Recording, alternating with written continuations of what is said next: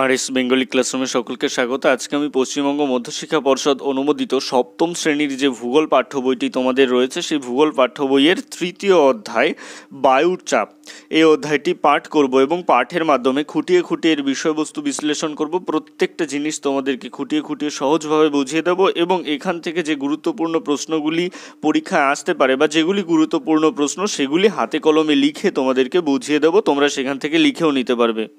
এটি মূলত এই বায়ুর চাপ অধ্যায়ের ওপর আমার সেকেন্ড পার্টির ভিডিও। আমি এর আগের ভিডিওতে প্রথম পার্টিতে বায়ুচাপ অধ্যায়ের 31 নম্বর যে পৃষ্ঠা, 31 নম্বর পৃষ্ঠা অবধি খুঁটিয়ে খুঁটিয়ে পড়ে বুঝিয়ে দিয়েছি। তোমরা এখনও পর্যন্ত বায়ুচাপ অধ্যায়ের প্রথম পর্বের ভিডিও যারা দেখে উঠতে পারোনি তাদের জন্য আমি ডেসক্রিপশানে লিঙ্ক দিয়ে দেবো, তোমরা সেখান থেকে দেখে নিতে পারবে। তো আজকে আমি শুরু করব সপ্তম শ্রেণীর ভূগোল পাঠ্য বইয়ের তৃতীয় অধ্যায় অর্থাৎ বায়ুচাপ অধ্যায়ের 32 নম্বর পৃষ্ঠা থেকে। তো দেখো এখানে কি রয়েছে, এখানে এই যে 32 নম্বর পৃষ্ঠা সেখানে তেমন কিছু গুরুত্বপূর্ণ জিনিস নেই। এখানে কয়েকটি পরীক্ষা রয়েছে, তোমাদেরকে সেগুলো সহজভাবে পড়তে হবে বা তোমরা এই দেখো একটা পরীক্ষা, এটা যদি তোমরা বাড়িতে চাও সেটা নিজেরা প্র্যাকটিস করতে পারো। এখানে বলা হচ্ছে যে একটা জল ভরা প্লাস্টিকের মুখটা ভালো করে পাতলা পলিথিন বা কর্কের ছিপি দিয়ে আটকে দাও। এখানে একটা প্লাস্টিকের বোতল নেবে এবং সেই বোতলের মুখটা প্লাস্টিকের যে পাতলা পলিথিন সেই পাতলা পলিথিন দিয়ে আটকে দেবে বা কর্কের ছিপি দিয়ে এর মুখটা আটকে দেবে। একটা সরু নল ছিপিটার মধ্য দিয়ে বোতলের মধ্যে ঢুকিয়ে দাও। এখান থেকে একটা সরু নল ভেতরে ঢুকিয়ে দিতে হবে। এবার নলটার মধ্য দিয়ে বোতলের ভিতরে জোরে জোরে কয়েকবার ফু দাও। তাহলে আমরা যদি এই নল থেকে বোতলের ভিতরে ফু দিই তাহলে কি এই জলের মধ্যে কি বুদবুদ সৃষ্টি হবে, কারণ আমরা একটা বাতাসের চাপ দিচ্ছি, সেই বাতাসের চাপটা এই জলের মধ্যে গিয়ে কি বুদবুদের সৃষ্টি করছে। এটাও কিন্তু বায়ুচাপের একটা পরীক্ষা। এখানেও দেখো বায়ুচাপের যে প্রভাব, আমাদের প্রাকৃতিক পরিবেশে বায়ুচাপের যে প্রভাবগুলো পড়ে তার দুটো উদাহরণ এখানে দেওয়া রয়েছে। বলা হচ্ছে যে আজ দিনটা ভীষণ গরম ছিল, সারাদিন খাখা রোদ। সৃজন স্কুল থেকে ফিরে বিকেলটা মাঠেই রোজ খেলে, কিন্তু আজ আর মা তাকে মাঠে খেলতে যেতে দিল না, কারণ আকাশ জুড়ে কালো মেঘ, আশপাশটা কেমন থমথমে হয়ে আছে, গাছের একটা পাতাও নড়ছে না। হঠাৎ ঝড় উঠল, জানালা দরজা প্রচণ্ড জোরে বাতাস আছড়ে পড়তে থাকলো, বৃষ্টি শুরু হলো। বলো তো ঝড় ওঠার আগে আশপাশটা এরকম থমথমে হয়ে যায় কেন, একটুও বাতাস বয় না? তো এইরকম যে বায়ুর চাপের প্রভাবের কারণে যে সমস্ত ঘটনা ঘটে সেই রকম দুটো কারণ এখানে লেখা রয়েছে, এটা তোমরা এমনি পড়ে নেবে। এখানে বলছে যে পুজোর ছুটিতে ঝিনুক বাবা মায়ের সঙ্গে বেড়াতে গেল গোমুখে। গঙ্গা নদীর উৎস গোমুখ তুষার গুহা, হিমালয় পর্বতের খুব উঁচুতে। তাহলে এখানে প্রায় 3900 মিটার হিমালয় পর্বতের উঁচুতে অবস্থিত। জায়গাটা খুব সুন্দর, কিন্তু ঝিনুকের মন খারাপ, কারণ খাওয়া দাওয়া অসুবিধা, চাল ডাল কিছুই ভালো করে সিদ্ধ হচ্ছে না। বাবাকে জিজ্ঞাসা করতে বলল উঁচু পাহাড়ি অঞ্চলে এরকম অসুবিধা হয়। উঁচু পার্বত্য অঞ্চলে বায়ুর চাপ কম থাকার কারণে কম উষ্ণতায় জল ফুটতে শুরু করে। তো এখানে কেন চাল ডাল ঠিক মতো সিদ্ধ হচ্ছে না এটা আমরা পরবর্তীতে আরও সেটা প্রশ্ন আকারে পড়ব। এবং এখানে দেখো যে ঝড় ওঠার আগে কেন বাতাস বয় না, এইগুলো সব বায়ুচাপের পার্থক্যের কারণে হয়। তো এই বায়ুর চাপের পার্থক্যের কারণটা কি আমরা পরবর্তী পেজে জানবো। এখানে রয়েছে দেখো বায়ুর চাপের পার্থক্যের কারণ, এখানে তোমাদের বইতে বিস্তারিত দেওয়া রয়েছে। তোমাদের পরীক্ষায় প্রশ্ন আসতে পারে বা এখান থেকে যে গুরুত্বপূর্ণ প্রশ্নটি সাধারণত এসে থাকে সেটা হচ্ছে কি বায়ুর চাপের পার্থক্যের কারণ। তো সেইটা প্রশ্নটা যদি আসে তো সেই ক্ষেত্রে তোমরা কেমনভাবে লিখবে আমি দেখিয়ে দিচ্ছি। এটা আগে তোমরা খাতায় লিখে নাও, তারপরে আমি পাঠ্য বই থেকে বিস্তারিত আলোচনা করছি। লেখো যে বায়ুর চাপের পার্থক্যের কারণ। তো প্রথমে যে পয়েন্টটা করবে সেটা হলো বায়ুর উষ্ণতা পরিবর্তন। লেখো উষ্ণ বায়ু হালকা তাই চাপ কমে যায়, শীতল বায়ু ভারী তাই চাপ বেড়ে যায়। অর্থাৎ বায়ুর উষ্ণতা যদি বেশি থাকে তাহলে বাতাস হালকা হয়ে চাপ কমে যায়, এবং বায়ু যদি শীতল হয়ে যায় তখন সেই বায়ু ভারী তাই তার চাপ বেড়ে যায়। এটাই হচ্ছে বায়ুচাপের পার্থক্যের একটা কারণ।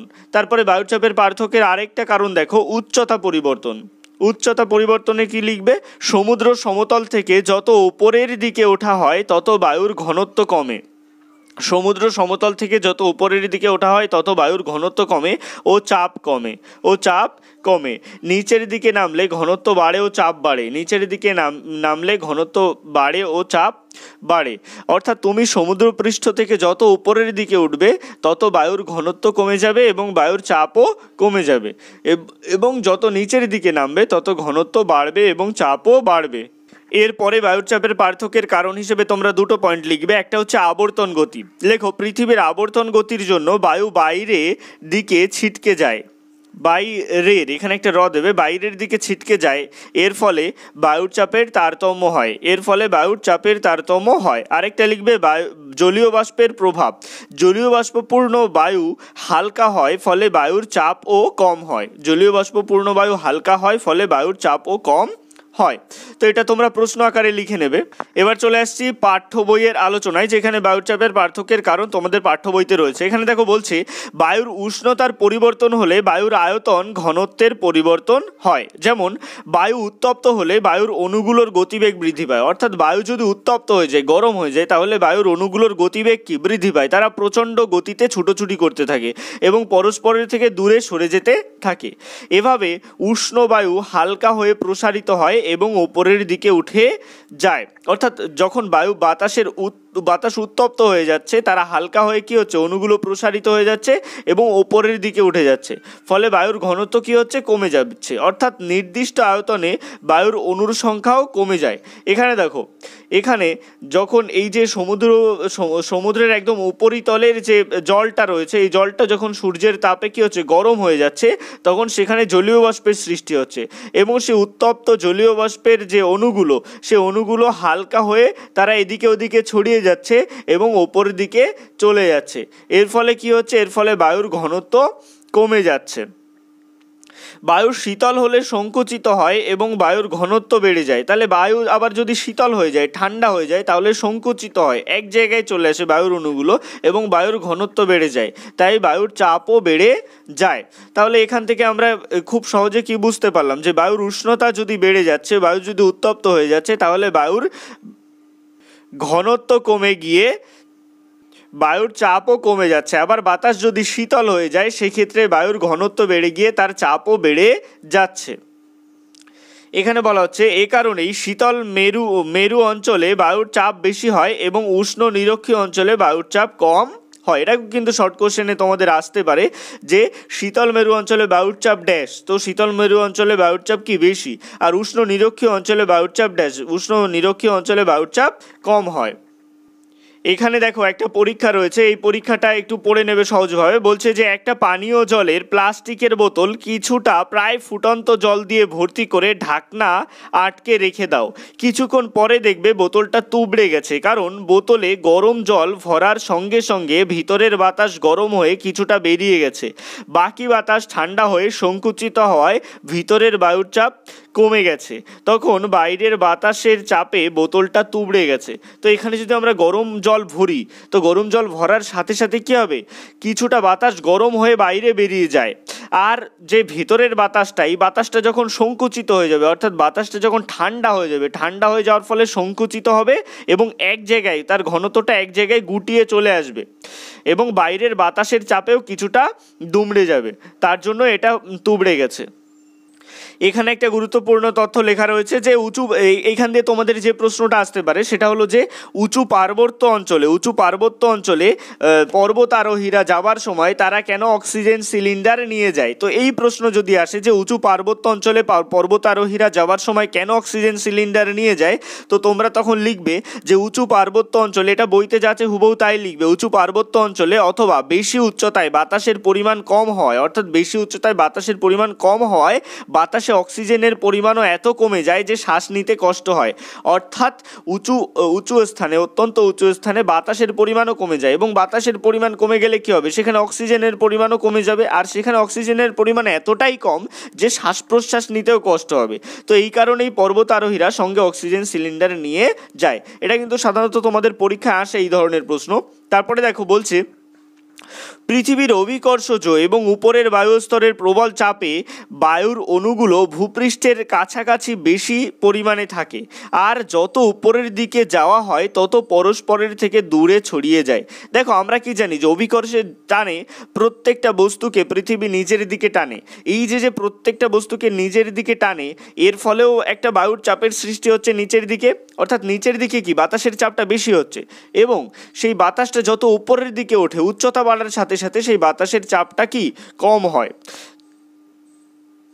অর্থাৎ ভূমি থেকে উচ্চতা বাড়ার সঙ্গে সঙ্গে বায়ুর ঘনত্ব কমে যায় এবং বায়ুর চাপও কমে। তাহলে এখানেও কিন্তু একটা শর্ট কোশ্চেন আমরা পাচ্ছি যে ভূমি থেকে উচ্চতা বাড়ার সঙ্গে সঙ্গে বায়ুর ঘনত্ব কমে এবং বায়ুর চাপও কমে। এখানে তাকে বলছে কি প্রতি 110 মিটার উচ্চতা বাড়ার সঙ্গে সঙ্গে 1 সেমি পারদস্তম্ভের সমান বায়ুর চাপ কমতে থাকে। এটাও কিন্তু তোমাদের শর্ট কোশ্চেন হিসেবে আসতে পারে যে প্রতি 110 মিটার উচ্চতা বাড়ার সঙ্গে সঙ্গে 1 সেমি পারদস্তম্ভের সমান বায়ুর চাপ কমতে থাকে। তো এটা অবশ্যই মুখস্থ করে নেবে। এ কারণেই উঁচু পার্বত্য অঞ্চলে জলের স্ফুটনাঙ্ক কমে যায়। জলের স্ফুটনাঙ্ক শব্দের অর্থ কি? স্ফুটনাঙ্ক শব্দের অর্থ কি? মানে যে তাপমাত্রায় জলটা ফুটতে থাকে। আমরা সাধারণত জানি 100 ডিগ্রি সেলসিয়াসে কি হয়, জল ফুটতে থাকে, কিন্তু উঁচু পার্বত্য অঞ্চলে 100 ডিগ্রি সেলসিয়াস হওয়ার আগেই জল ফুটতে থাকে। এর জন্য যে আমরা যদি কোনো খাবার সেদ্ধ করতে চাই, সেটা কিন্তু সেদ্ধ হতে বেশি সময় লাগবে। অর্থাৎ বায়ুর চাপ কমলে জল 100 ডিগ্রি সেন্টিগ্রেড এর কম উষ্ণতাতেই ফুটতে শুরু করে, তাই কোনো কিছু সিদ্ধ হতে অসুবিধা হয়। তাহলে আমাদের যদি পরীক্ষা আসে যে উঁচু পার্বত্য অঞ্চলে কেন কোনো কিছু সিদ্ধ হতে বেশি সময় লাগে, তো এটা তোমরা যদি পরীক্ষায় আসে তখন লিখবে যে এখান থেকে তোমরা লিখতে পারো এই জায়গাটা থেকে যে প্রতি 110 মিটার উচ্চতা বাড়ার সঙ্গে সঙ্গে 1 সেমি পারদস্তম্ভের সমান বায়ুচাপ কমতে থাকে। এই কারণে উঁচু পার্বত্য অঞ্চলে জলের স্ফুটনাঙ্ক কমে যায়, অর্থাৎ বায়ুচাপ কমলে জল 100 ডিগ্রি সেন্টিগ্রেডের কম উষ্ণতাতেই ফুটতে শুরু করে, তাই কোনো কিছু সিদ্ধ হতে বেশি অসুবিধা হয়। তো এখান থেকে এই পর্যন্ত তোমরা এই প্রশ্নটার উত্তর লিখবে। তারপরে বলা হচ্ছে যে বায়ুতে জলীয় বাষ্প থাকলে ওই বায়ু জলীয় বাষ্পহীন বায়ুর থেকে হালকা হয়। অর্থাৎ যে বাতাসে জলীয় বাষ্প থাকবে সেই বাতাস হালকা হয়। খুব সাধারণ একটা উদাহরণ দিয়ে তোমাদের বোঝাচ্ছি। তোমাদের যখন বাড়িতে রান্না হবে, তোমরা যদি একটু রান্নাঘরে গিয়ে খেয়াল করো যে ভাতের হাঁড়িতে যে জলটা থাকে সেটা যখন ফুটতে শুরু করে, তো ওই জল থেকে একটা জলীয় বাষ্প মানে ধোয়া ধোয়া টাইপের দেখবে কি যে ভাতের হাঁড়ির ওপর থেকে ওপরের দিকে উঠে যাচ্ছে। তো ওটা হচ্ছে জলটা কি হচ্ছে, গরম হয়ে বাষ্প হয়ে হালকা হয়ে যাচ্ছে, এর ফলে তারা কি উপরের দিকে উঠে যাচ্ছে। তাই বায়ুতে জলীয় বাষ্প থাকলে ওই বায়ু জলীয় বাষ্পহীন বায়ুর থেকে হালকা হয়। অর্থাৎ যে বায়ুতে জলীয় বাষ্প থাকে না সেই বাতাস কি হয়, সেই বাতাস হয় ভারী, আর যে বায়ুতে জলীয় বাষ্প থাকে সেই বাতাস হয় হালকা। এর জন্যই তো ভাতের হাঁড়ির যে জল সেটা জলীয় বাষ্প আকারে হালকা হয়ে উপরের দিকে ভেসে উড়ে চলে যায়, তাই বায়ুর চাপও কম হয়। জলীয় বাষ্প বায়ুতে মিশলে যে নিম্নচাপ তৈরি হয় তার ফলেই আবহাওয়া অশান্ত হয়ে ঝড় বৃষ্টি দুর্যোগপূর্ণ পরিবেশ তৈরি হয়। আর জলীয় বাষ্পের অভাবে বাতাস বেশি ভারী হওয়ার কারণে উচ্চচাপ তৈরি হয়। তো এখানে আমাদের আরও একটা গুরুত্বপূর্ণ তথ্য বলেছে যে কেন আবহাওয়ার বায়ুচাপের পার্থক্যের কারণ হিসেবে এখানে আরও একটা তথ্য আমাদের বলা হয়েছে। দেখো, তোমরা কম বেশি প্রত্যেকেই লাট্টু ঘোরানো দেখেছো, এখন যদিও অতটা প্রচলিত নেই। আমি আরও একটা সহজ উদাহরণ দিয়ে বোঝাচ্ছি। তোমাদের বাড়িতে যখন টেবিল ফ্যান ঘোরে বা তোমাদের বাড়িতে যখন ফ্যান ঘোরে, তো ওই ফ্যানের দিকে তুমি যদি কোনো কিছু একটা ছুঁড়ে দাও, আমি বলছি না যে তোমরা বাড়ি বসে এটা করো, যদি কোনো জিনিস ওই ফ্যানে গিয়ে স্পর্শ করে চলন্ত অবস্থা, অর্থাৎ ফ্যানটা যখন ঘুরছে তখন যদি কোনো ছোট্ট জিনিস ওই দিকে ছুঁড়ে দেওয়া হয়, তখন ওই ফ্যানের গতিতে জিনিসটা কি বাইরের দিকে ছিটকে চলে যাবে। তো এখানে বলা হচ্ছে কি একটা লাট্টু বা বলকে ঘুরিয়ে দিয়ে তার গায়ে যদি ছোট্ট কাগজের বল ছুঁড়ে দাও, তাহলে কাগজের বলটা ছিটকে যাবে। ঠিক ফ্যান চলন্ত অবস্থায় যদি আমরা কোনো কাগজের টুকরো ছুঁড়ে দিই ফ্যানের দিকে, সেটা কিন্তু বাইরের দিকে প্রচণ্ড গতিতে ছিটকে যাবে। ঠিক এভাবেই পৃথিবীর আবর্তন গতির জন্য পৃথিবীর বায়ুমণ্ডলের বাতাস বাইরের দিকে ছিটকে যায়। আবর্তন গতি কি আমরাও জানি যে পৃথিবী নিজের কক্ষপথের চারিদিকে কি লাট্টুর মতন পাক খাচ্ছে। তো এই পৃথিবী যেহেতু ঘুরছে এর জন্য পৃথিবীর যে বাতাস সেটাও ওই যে কাগজের বল ছুড়ে দিলে যেমন বাইরের দিকে ছিটকে যাচ্ছে, তেমনি পৃথিবী যেহেতু লাট্টুর মতো ঘুরছে পৃথিবীর বাতাসও বাইরের দিকে কি হচ্ছে, বাইরের দিকে ছিটকে যাচ্ছে। নিরক্ষরেখার কাছাকাছি অঞ্চলে আবর্তন বেগ সব থেকে বেশি হয়। তাহলে নিরক্ষরেখার কাছাকাছি অঞ্চলে পৃথিবীর আবর্তন বেগ সব থেকে বেশি হয় বলে ওই অঞ্চলের বাতাস দুই ক্রান্তীয় অঞ্চলের দিকে ছিটকে যায়। এভাবেই নিরক্ষীয় অঞ্চলে নিম্নচাপ আর দুই ক্রান্তীয় অঞ্চলে উচ্চচাপ তৈরি হয়। তাহলে এখান থেকেও কিন্তু প্রশ্ন আসতে পারে যে কেন নিরক্ষীয় অঞ্চলে নিম্নচাপ আর দুই ক্রান্তীয় অঞ্চলে উচ্চচাপ তৈরি হয়, লেখো। তো সেক্ষেত্রে তোমরা এখান থেকে লিখে নিতে পারবে। এরপরে দেখো রয়েছে সমচাপ রেখা। তাহলে এই সমচাপ রেখা কাকে বলে সেটা তোমরা আগে লিখে নাও, খাতায় লিখে নাও যে সমচাপ রেখা কাকে বলে। তো এই প্রশ্নের উত্তর লিখবে, বছরের একটি নির্দিষ্ট সময়ে একই পরিমাণ বায়ুচাপযুক্ত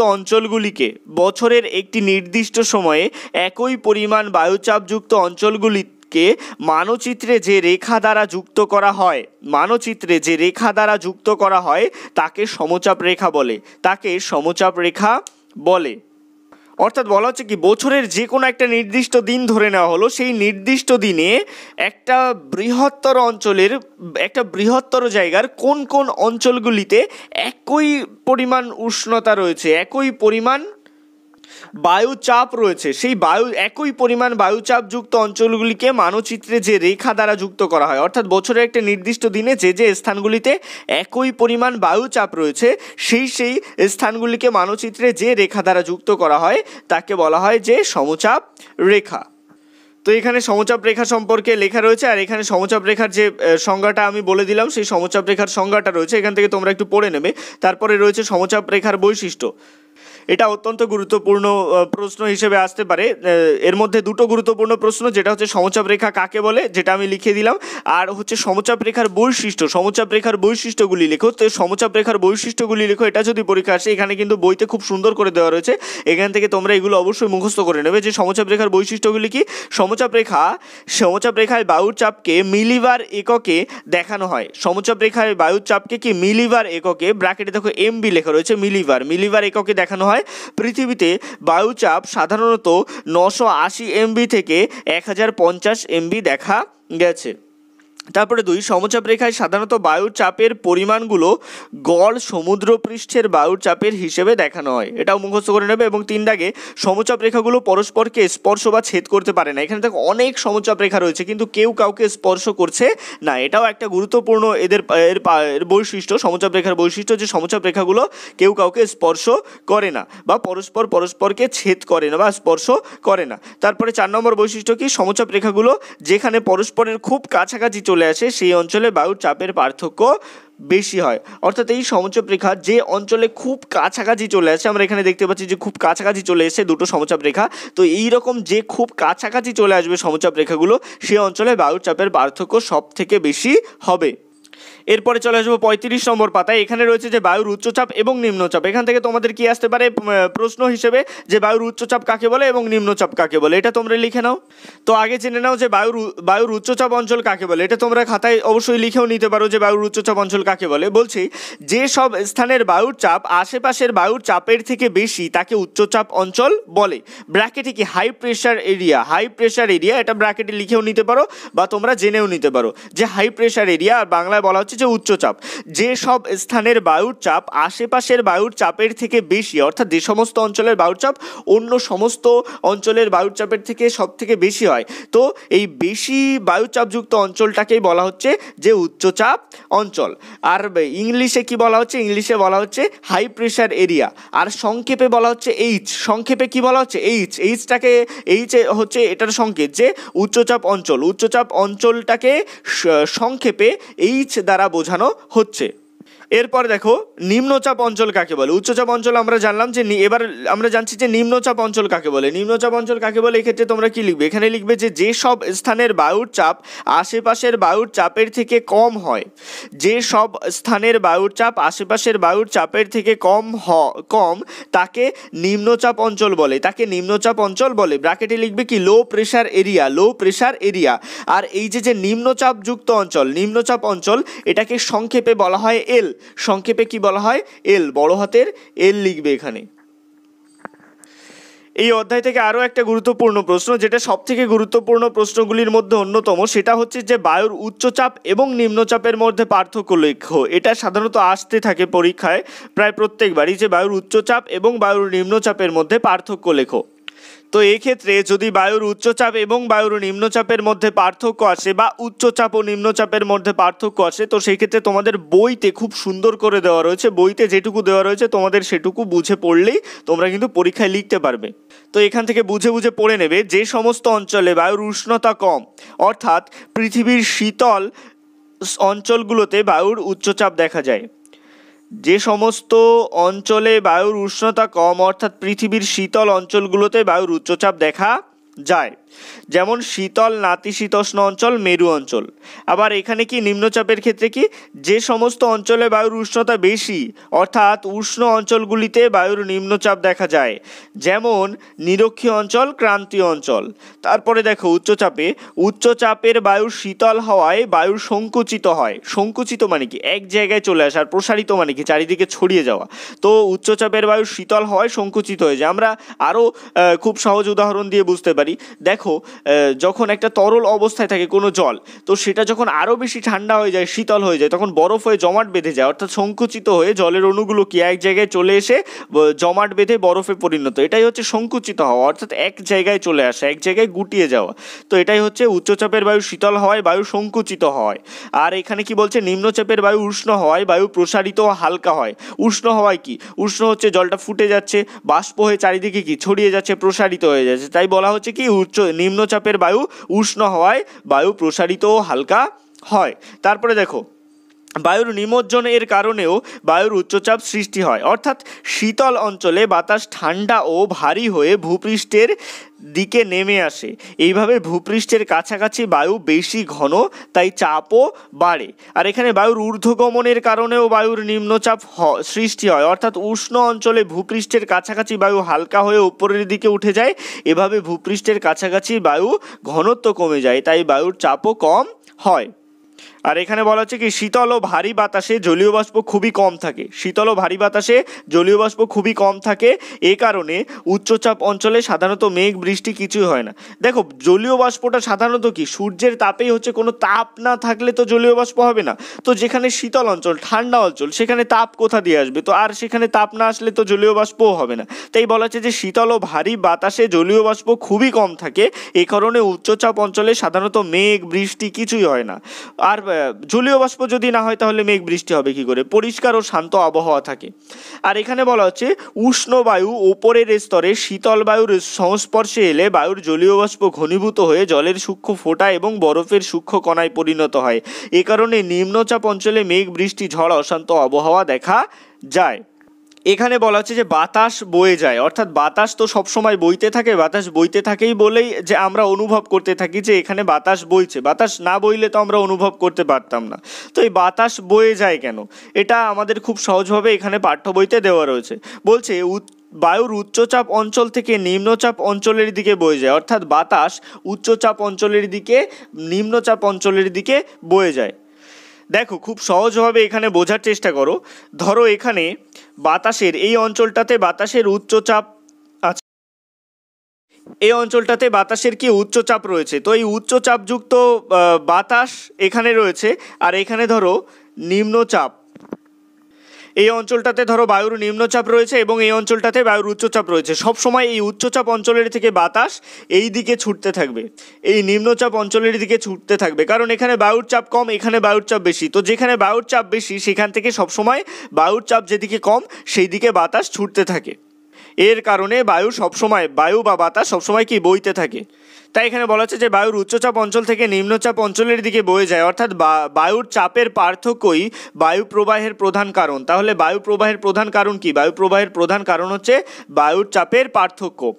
আবার বায়ু প্রবাহের মাধ্যমেই পৃথিবীতে উচ্চচাপ এবং নিম্নচাপ অঞ্চলের মধ্যে বায়ু চাপের সমতা এবং ভারসাম্য বজায় থাকে। কিভাবে ভারসাম্য বজায় থাকে, বাতাস সবসময় ছুটে বেড়ায়, উচ্চচাপযুক্ত বাতাস সবসময় ছুটে বেড়ায়। যে কোন জায়গায় নিম্নচাপযুক্ত বাতাস রয়েছে, যেখানেই নিম্নচাপযুক্ত বাতাস থাকবে থাকবে সেখানে উচ্চচাপযুক্ত বাতাস প্রচণ্ড গতিতে গিয়ে সেই জায়গাটার তার উচ্চচাপ দিয়ে ভরিয়ে দেবে। তো এইভাবেই চলতে থাকে সবসময়, এর জন্য বাতাস সবসময় বইতে থাকে। বায়ুচাপের পার্থক্য যত বেশি হয়, অর্থাৎ নিম্নচাপ অঞ্চলে বায়ুচাপ যত বেশি কমে যায়, অর্থাৎ নিম্নচাপযুক্ত অঞ্চল যেখানে বাতাসের চাপ অত্যন্ত বেশি কম রয়েছে, উচ্চচাপযুক্ত বাতাস ততটা বেশি বেগে বা ততটা তীব্র বেগে সেই জায়গায় ছুটে গিয়ে সেই নিম্নচাপযুক্ত অঞ্চলের ঘরে তার ঘরটা পূরণ করে দিতে চায়। দেখো, নিম্নচাপ অঞ্চলের বায়ুচাপ যত বেশি কমে যায়, বায়ুচাপ সমান করার জন্য আশেপাশের উচ্চচাপ অঞ্চলের বায়ু তত বেশি গতিবেগে ওই অঞ্চলের দিকে ছুটে আসে। প্রবল বেগে ছুটে আসা বাতাস বিধ্বংসী রূপ নিলে তাকে সাইক্লোন, টাইফুন, হেরিকেন, টর্নেডো প্রভৃতি বলা হয়, অর্থাৎ ঘূর্ণিঝড়। তো এই ঘূর্ণিঝড় কীভাবে সৃষ্টি হয়, ঘূর্ণিঝড় কীভাবে সৃষ্টি হয় যদি পরীক্ষা আসে তো তোমরা এখান থেকে এই পর্যন্ত লিখবে। অর্থাৎ আমাদের যে পৃথিবীর বিভিন্ন অঞ্চল সেখানে বাতাসের দুটো চাপ থাকে, একটা হচ্ছে উচ্চচাপ আর একটা হচ্ছে নিম্নচাপ। তো কোথায় কোন সময় উচ্চচাপ হবে, কোথায় কোন সময় নিম্নচাপ হবে সেটা কিন্তু নির্দিষ্ট করে কোথাও বলে দেওয়া নেই, এটা প্রতি মুহূর্তে পরিবর্তিত হতে পারে। তো এই উচ্চচাপযুক্ত বাতাসের কাজ কি? উচ্চচাপযুক্ত বাতাসের কাজ হচ্ছে সবসময় খুঁজে বেড়ানো যে কোথায় নিম্নচাপযুক্ত অঞ্চল রয়েছে, সেটা অটোমেটিক্যালি নিম্নচাপযুক্ত অঞ্চলে যেখানে থাকবে সে অঞ্চলের বাতাসের চাপ কমে যাবে। এর জন্য উচ্চচাপযুক্ত বাতাস প্রচণ্ড গতিতে, অর্থাৎ ওইখানে যতটা পরিমাণ নিম্নচাপযুক্ত যে মানে বাতাসের চাপ কম থাকবে, উচ্চচাপযুক্ত বাতাস তত গতিবেগে গিয়ে সেই জায়গাটা ভরাট করে দেবে এবং বাতাসের সমতা বজায় রাখবে, বাতাসের চাপের সমতা বজায় রাখবে। এখানে একটা ঘূর্ণাবর্তের চিত্র দেওয়া রয়েছে। এখানে দেখো মাউন্ট এভারেস্ট সম্পর্কে কিছু তথ্য দেওয়া রয়েছে। উচ্চতা 8,848 মিটার। তো এটা তোমরা অবশ্যই মুখস্থ করে রাখবে যে মাউন্ট এভারেস্টের উচ্চতা কত, 8,848 মিটার। উষ্ণতা কত, উষ্ণতা হচ্ছে -9 ডিগ্রি সেলসিয়াস। আর বায়ুর চাপ হচ্ছে 930 মিলিবার। আর এখানে পুরীর সমুদ্র সৈকতের উচ্চতা হচ্ছে 0 মিটার। আর উষ্ণতা কত, 20 ডিগ্রি সেলসিয়াস। আর বায়ুর চাপ কত, 1000 মিলিবার। তো এটাই ছিল ক্লাস 7-এর বায়ুচাপ অধ্যায়ের সম্পূর্ণ ভিডিওটি কেমন লাগলো অবশ্যই কমেন্টের মাধ্যমে জানিও। তোমাদের যদি নির্দিষ্ট কোনো টপিকের ওপর ভিডিও দরকার হয় অবশ্যই আমাকে কমেন্ট বক্সে জানাতে পারো। ভিডিওটি ভালো লাগলে অবশ্যই লাইক করো এবং একই ক্লাসের বন্ধুদের সাথে ভিডিওটি শেয়ার করতে ভুলো না।